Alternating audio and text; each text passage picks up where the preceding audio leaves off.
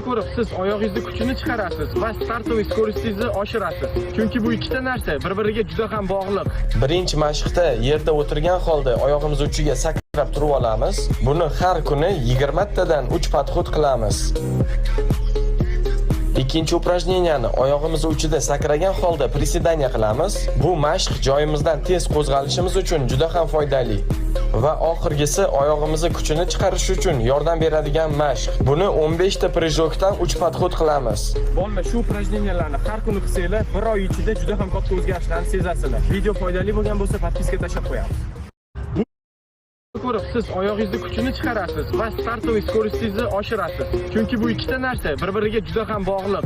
Birinchi mashqda yerda o'tirgan holda oyog'imiz uchiga sakrab turib olamiz. Buni har kuni 20 tadan 3 podxod qilamiz.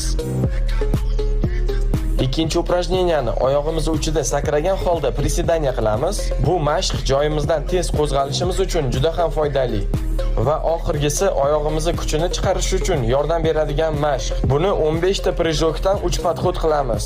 Bo'lma shu упражнениyalarni har kuni qilsanglar, bir oy ichida juda ham katta o'zgarishlarni sezasizlar. Video foydali bo'lgan bo'lsa, podpiska tashlab qo'yamiz.